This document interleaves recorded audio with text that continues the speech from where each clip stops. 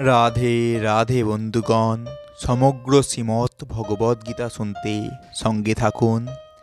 আজ শ্রীমৎ ভগবদ গীতার চতুর্থ অধ্যায় জ্ঞানযোগ, শ্লোক 13।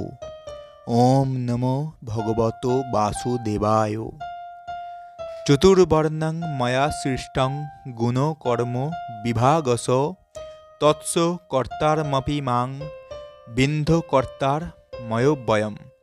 অর্থাৎ প্রকৃতির 3টি গুণ ও কর্ম অনুসারে আমি মানব সমাজের 4টি বর্ণবিভাগ সৃষ্টি করেছি। আমি এই প্রথার স্রষ্টা হলেও আমাকে অকর্তা এবং অব্যয় বলে জানবে।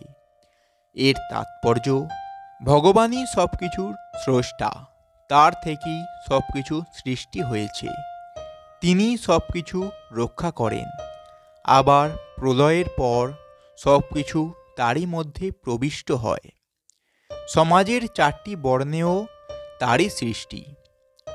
সমাজের উচ্চ স্তর সৃষ্টি হয়েছে শ্রেষ্ঠ বুদ্ধিমত্তা সম্পন্ন লোকেদের নিয়ে, তাদের বলা হয় ব্রাহ্মণ, এবং তারা সত্যগুণের দ্বারা প্রভাবিত।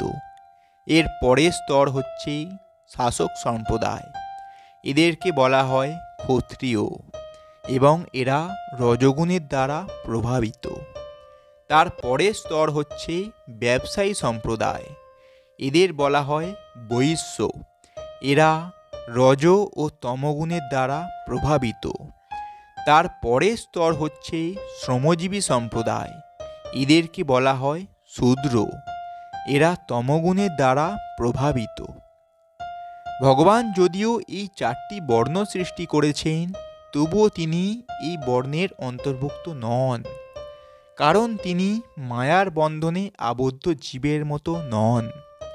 জীব হচ্ছে ভগবানের অনুসদৃশ অংশবিশেষ, কিন্তু ভগবান হচ্ছেন বিভু। প্রকৃতপক্ষে মানব সমাজ হচ্ছে যে কোনো পশু সমাজের মতো, কিন্তু মানুষকে পশুর স্তর থেকে প্রকৃত মানুষের স্তরে উন্নীত করার জন্য ভগবান এই 4টি বর্ণবিভাগ করেছেন, যাতে মানুষ সুষ্ঠুভাবে পর্যায়ক্রমে ধীরে ধীরে কৃষ্ণ ভাবনাময় হতে পারে। গুণ অনুসারে মানুষের কর্ম নির্ধারিত হয়। জড়া প্রকৃতির বিভিন্ন গুণ অনুসারে জীবনের বিভিন্ন লক্ষণ ভগবদ্গীতায় অষ্টাদশ অধ্যায়ে বর্ণনা করা হয়েছে। সেই দিক দিয়ে দেখতে গেলে কৃষ্ণ ভক্ত বা বৈষ্ণব ব্রাহ্মণের থেকেও উত্তম। যদি গুণগতভাবে ব্রাহ্মণ ব্রহ্ম ও পরম ব্রহ্মের জ্ঞান সম্পন্ন, কিন্তু তাদের মধ্যে অধিকাংশই ভগবান শ্রীকৃষ্ণের নির্বিশেষ ব্রহ্মজ্যোতির উপাসক। তারা সবিশেষ পরমেশ্বর শ্রীকৃষ্ণের তত্ত্ব উপলব্ধি করতে পারেন না।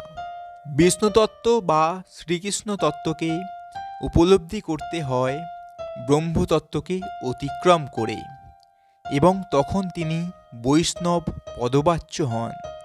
কৃষ্ণতত্ত্ব রাম, নৃসিংহ, বরাহ আদি সব কয়টি অংশ অবতারের তত্ত্ব সম্বন্ধিত। ভগবান শ্রীকৃষ্ণ যেমন সমাজের 4 বর্ণের অতীত, তার ভক্ত তেমন এই বর্ণবিভাগের অতীত, এমনকি তিনি জাতি কুলাদি বিচারেরও অতীত। তো বন্ধুগণ, এটাই ছিল শ্রীমৎ ভগবদ গীতার চতুর্থ অধ্যায় জ্ঞানযোগের শ্লোক 13।